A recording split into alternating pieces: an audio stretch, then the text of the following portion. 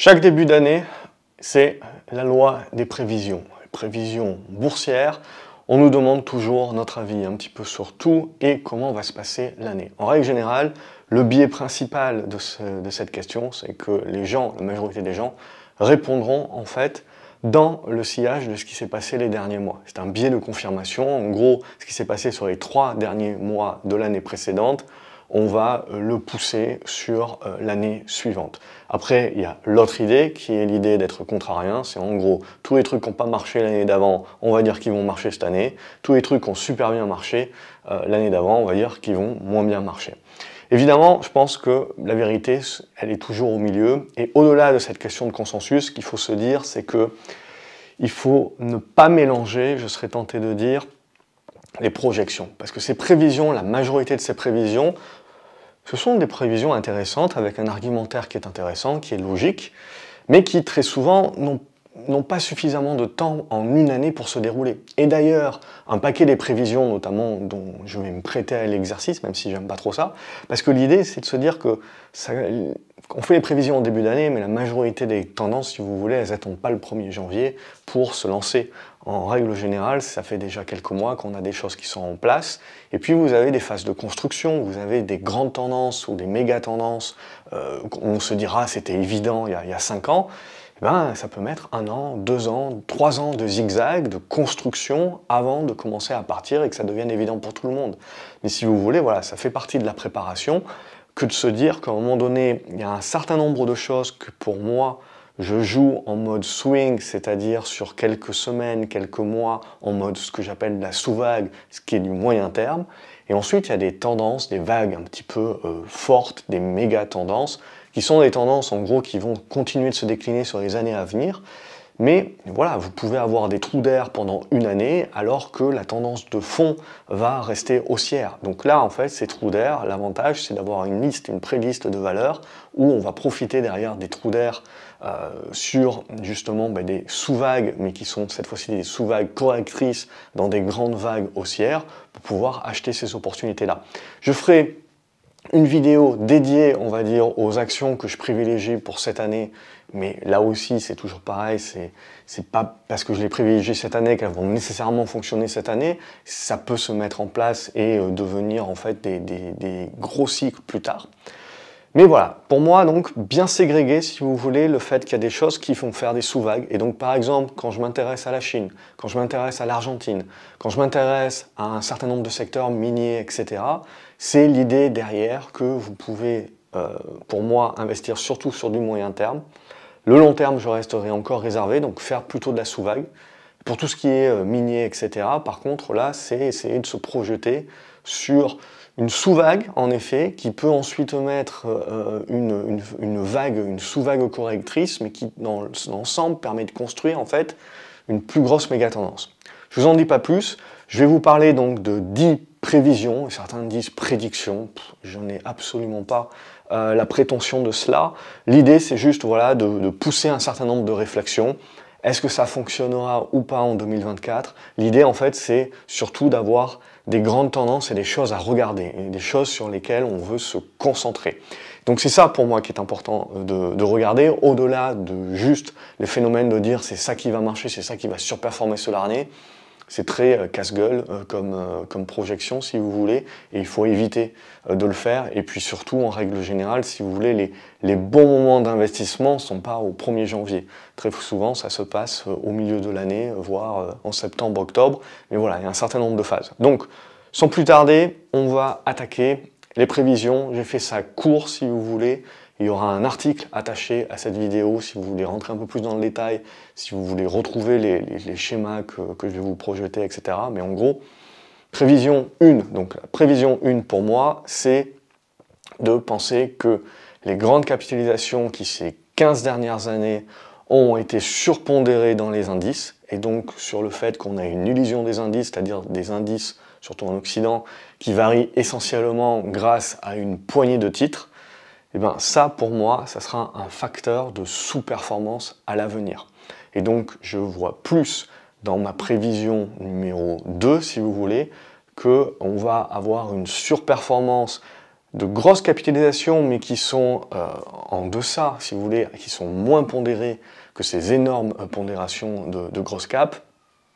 Également, un retour sur les petites et les moyennes caps, et surtout, donc, un retour, je dirais, sur des valeurs qui sont plus value, qu'on va considérer comme plus value, c'est-à-dire avec des actifs tangibles, c'est-à-dire un petit peu le vieux monde de l'industrie, de la minière, du télécom, du défensif, etc., de la santé. Bon, on a un paquet de méga tendances là-dedans. Après, il faut aller faire le tri, évidemment, parce qu'il y a des sous-secteurs.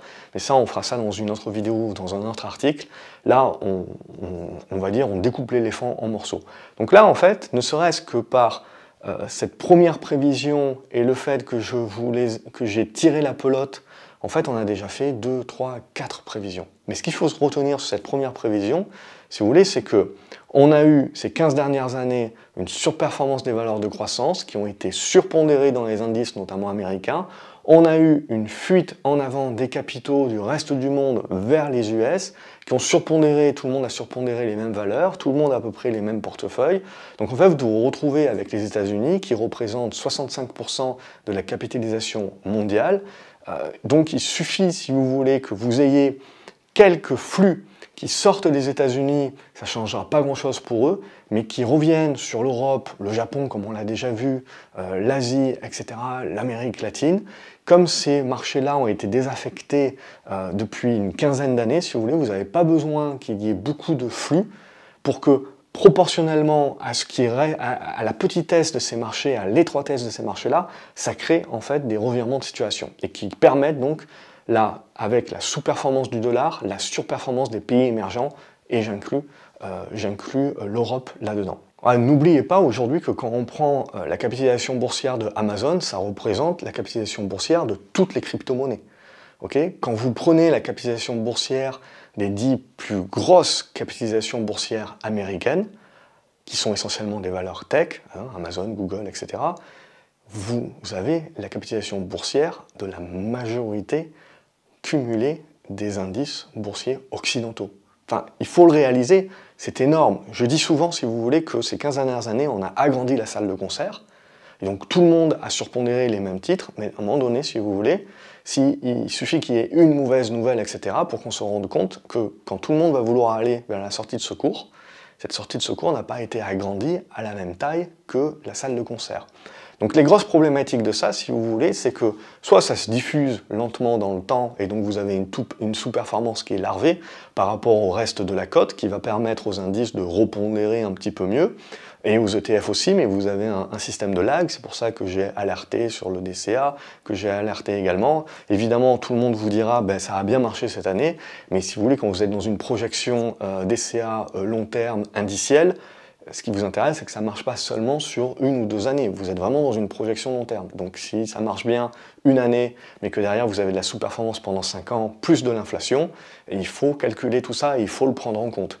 Donc c'est ça l'idée première de ce niveau-là, c'est juste en fait une alerte, c'est de le savoir. Après, si on décide en effet d'y être, c'est juste que la majorité des gens pensent qu'ils sont diversifiés, mais ils le sont faussement. C'est ça le risque aujourd'hui, c'est de ne pas se rendre compte du risque qu'on est en train de prendre. Si on a conscience du risque, alors parfait, on suit son stratégie, on suit son plan. La prévision 2, comme je vous l'ai dit, c'est une surperformance des valeurs value par rapport aux valeurs de croissance. Alors c'est un petit peu le serpent qui se mord la queue, parce que c'est quelque chose qu'on annonce un petit peu chaque année depuis déjà 3-4 ans. Alors on a des rotations périodiques, on le voit sur quelques mois, surtout à partir de 2022. On a vu justement cette surperformance-là, les valeurs value être plus défensives que les valeurs tech, donc baisser beaucoup moins. Et en 2023, tout le monde qui nous a expliqué que les valeurs tech avaient explosé, évidemment, mais en fait, elles sont, si vous voulez, revenues à leur niveau de 2021. Elles ont juste fait une grosse volatilité, ce fameux salle de concert, porte de sortie de secours dont je vous parlais. Donc c'est des énormes capitalisations et vous avez de la volatilité, vous voyez la volatilité que vous avez là-dessus. Donc il faut bien comprendre que c'est... Tout le monde pense qu'on va sur des grosses capitalisations pour sécuriser. Quand vous voyez la volatilité que vous pouvez avoir sur ces grosses pondérations-là, ça vous fait relativiser également la prise de risque. C'est pas des petites actions, donc on parle à chaque fois des mouvements importants. c'est des milliards et des milliards qui disparaissent ou qui sont créés en quelques jours seulement. La troisième prévision, c'est la surperformance des petites et surtout des moyennes caps, et encore plus de celles value, donc il faut faire attention au niveau d'endettement, essayer de jamais prendre une valeur qui a plus de 30%, on va dire, de dette sur capitaux propres, donc de surperformance par rapport aux grosses. La quatrième prévision, c'est de dire donc surperformance du reste du monde contre les US. Évidemment, il faudra une aide du dollar, donc une baisse du dollar par rapport aux autres monnaies.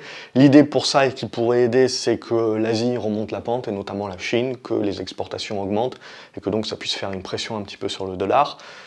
Également, donc, ça puisse réattirer des flux. Donc il faut également, hein, évidemment, de l'apaisement un petit peu géopolitique. C'est toujours l'épée de Damoclès, bien entendu. C'est en fonction du risque de chacun, et là, évidemment, c'est un pari un peu plus contrariant. Donc l'idée aussi, c'est bien de dire, dans tout ce qui est démondialisation, rapatriement, démultiplication des chaînes logistiques pour éviter le risque chinois, etc., c'est que, en fait, c'est les pays limitrophes, hein, périphériques, qui en profitent le plus. Quand on est en Europe, on pense beaucoup Portugal, Espagne, Grèce, on le voit, mais surtout j'irai plus à l'est, je partirai en Pologne, ça sera une autre prévision aussi, République tchèque, et après, si on veut vraiment aller chercher un peu plus loin, Roumanie, Bulgarie, mais bon, je resterai plutôt dans le côté polonais. Pour moi, la Pologne, République tchèque, ça devient vraiment, on va dire, le centre névralgique de tout ce qui va être Europe centrale, Europe de l'Est.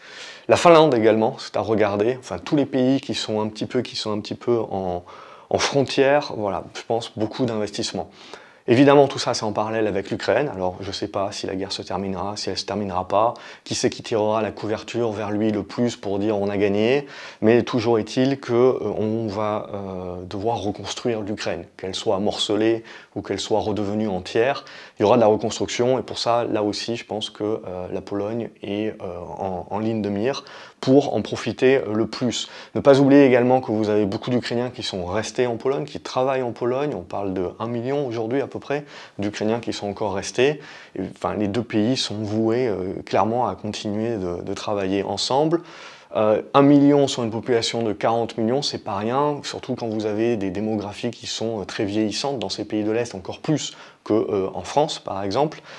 Donc voilà, ça c'est également un facteur à prendre en compte, tout ce qui est immigration. En Asie, donc redémarrage ou pas de la Chine, on le voit, Vietnam, Thaïlande, Philippines, Cambodge, Indonésie, Corée du Sud sont pour moi voilà, tout un tas de pays qu'il faut regarder. La Corée du Sud, si vous regardez, c'est très value. Ce qui est très intéressant, c'est quand vous regardez l'Europe, quand vous regardez donc que vous regardez la Pologne, etc., ou que vous regardez l'Asie, vous vous retrouvez avec énormément d'actifs tangibles, énormément d'industries, de télécoms, d'industries lourdes, de métaux, d'énergie. Donc on est sur des indices qui sont surpondérés, non pas en valeur de croissance tech, semi-conducteurs comme les US peuvent l'être, mais vraiment sur de l'actif tangible. Ce qui fait qu'évidemment ça n'a pas trop surperformé ces dernières années. C'est l'idée de la pensée un petit peu contrarienne et de se dire, voilà, quand on regarde le Mexique, etc. aussi, qui profite au niveau des États-Unis, le Brésil, l'Argentine peut-être, qui enfin relèvera la tête, on retrouve énormément d'entreprises qui sont très intéressantes d'un point de vue valorisation. Maintenant, n'oublions pas, en 2019, 2018, 2019, je trouvais que les entreprises russes étaient très peu chères, mais elles l'étaient pour une bonne raison, parce que vous avez toujours un risque géopolitique qui fait qu'il n'y a pas d'encours, il n'y a pas de flux qui viennent, donc vous avez des entreprises qui restent dramatiquement peu cher parce que personne ne les achète, parce qu'il y a un risque politique par-dessus. Donc on n'oublie pas que ce risque politique-là, c'est toujours l'épée de Damoclès qui peut empêcher en effet des revalorisations. Mais c'est à prendre en compte, si vous voulez. Si le monde cherche à revaloriser les actifs tangibles, eh bien vous avez des indices américains qui ces dernières années ont été surpondérés en valeur de croissance, donc qui sous-performeront par rapport à des indices européens, asiatiques qui sont plus surpondérés en valeur value, notamment le Japon en est truffé, et qui peuvent donc réussir à surperformer si on décide de retourner. Maintenant voilà, il y a value et value si vous voulez, vous avez beaucoup de mastodontes qui sont très value parce que, et donc elles sont sous-valorisées, mais ce sont des entreprises qui sont des conglomérats et qui sont en perte de vitesse, donc, et qui éventuellement sont en train de perdre de la valeur. Donc il y a beaucoup d'argent dans les caisses, etc., mais voilà, on est dans de la dégradation de business. Donc c'est là aussi où il y a un tri sélectif à faire. Quand on se projette par rapport à la guerre en Ukraine, évidemment, il ne faut pas oublier, donc on a donné énormément de matériel militaire. Ce matériel militaire, il va bien falloir investir pour le reconstruire. Et surtout, le point principal, si vous voulez, c'est qu'on va en construire encore plus. Parce que stratégiquement, donc il faut des métaux supplémentaires, il faut également reprendre de l'indépendance énergétique, qui redevient stratégique. Donc on voit bien, si vous voulez, que tout le monde se bat pour les métaux qui redeviennent stratégiques. Il faut reconstruire, donc tout ça, c'est une demande supplémentaire. C'est des tensions supplémentaires, et donc vous avez une guerre des métaux, une guerre des ressources, plus généralement énergétique, et également une guerre des monnaies. Et voilà, tout ça, c'est encore des grands thèmes, si vous voulez, qui ne sont pas que sur 2024. C'est comme si on pousse les prévisions, on est dans de la subvention étatique. Cette subvention étatique, c'est le jeu d'équilibriste des banques centrales, si vous voulez, parce qu'on est obligé de faire baisser l'inflation, mais sans tuer l'économie, puisqu'il faut quand même qu'on puisse financer les déficits des États, qui doivent continuer à investir malgré leur taux d'endettement. Donc il faut éviter au taux de trop monter pour qu'on empêche et qu'on asphyxie les gouvernements de continuer à financer et à investir. Mais pour autant, si vous voulez, il faut quand même battre un minima l'inflation. Donc en gros, on va accepter une inflation, je pense, à 2, 3, 4%, si vous voulez, qu'elle soit un petit peu plus volatile.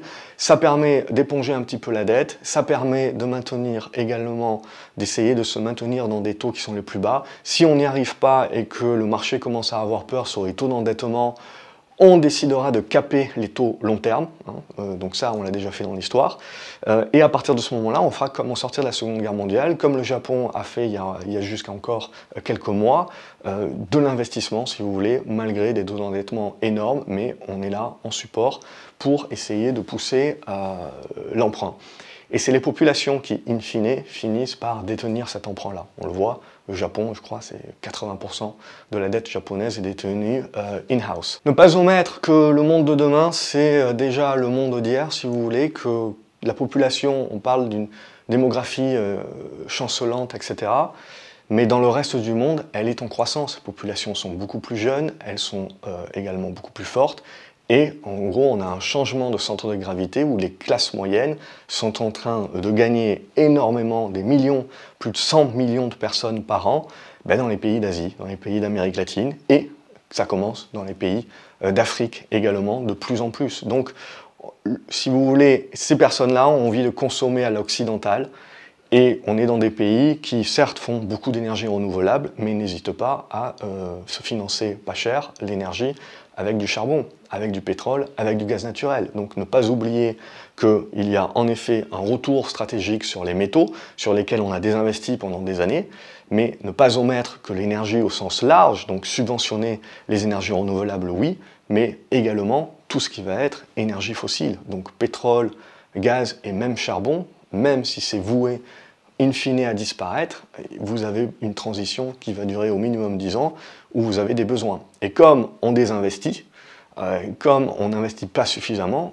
il faut s'attendre à un moment donné à ce que vous ayez une pression sur les prix, surtout si votre économie remonte, surtout si la Chine à nouveau se réveille. Et quand on parle au niveau énergie, évidemment, pour moi, c'est tout de suite uranium, nucléaire, et on l'a vu tout au long de cette année, c'est en train de reprendre.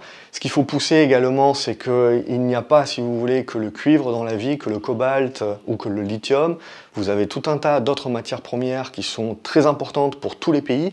Chaque pays va avoir des déficits dans certaines matières premières que l'autre pays a. Et donc, en gros, si on regarde, il y a un certain nombre de matières premières qui sont stratégiques pour tous les pays et dont ils n'ont pas une autonomie et une indépendance, et donc ça va se batailler là-dessus.